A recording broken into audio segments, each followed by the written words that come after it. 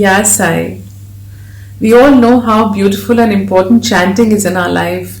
And Baba has reiterated time and again that we must all chant Sai Sai, and that just taking his name is more than enough to go across this journey of life and across the seven seas and merge into Baba.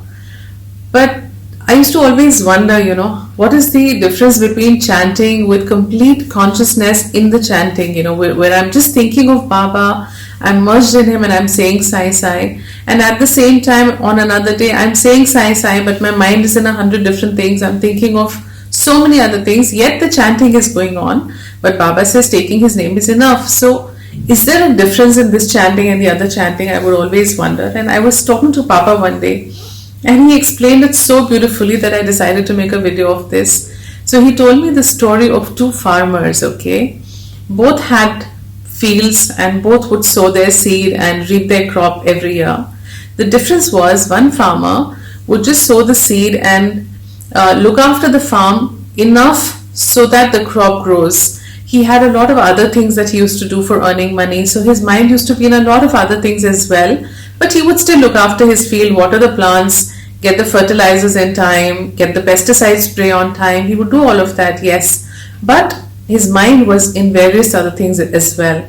Now, the other farmer was completely dedicated to his farm, to his crop. He would sow the seed, and then he would just, live his life seeing the crop grow. He was so passionate about it, completely immersed in it, and he would just sit and talk to his plants. As they would grow, he would talk to the crop, and he would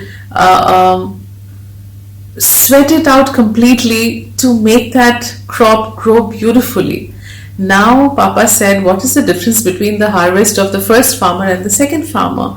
Crop has grown in both.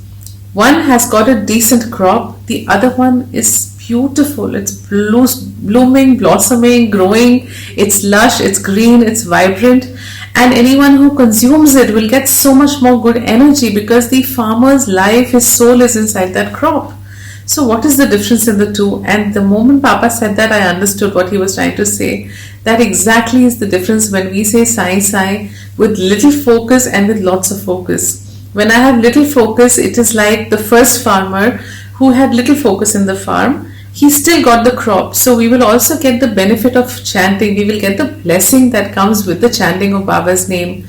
But if I am completely immersed in my Baba when I chant, when my heart, my soul, my Atma, my everything is merged in my Paramatma as I chant, in that moment, the kind of blessing that will come will be a millionfold more obviously than what I would have got in the other case. The same as the farmer's crop which grew beautifully and large and wholesome and nutritious and healthy.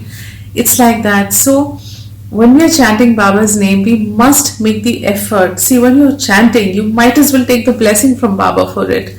I'm not saying don't chant at other times. Like I always advise, while cooking, while walking, while sitting, spending your free time and waiting for a meeting to begin, in office, anywhere you can start chanting.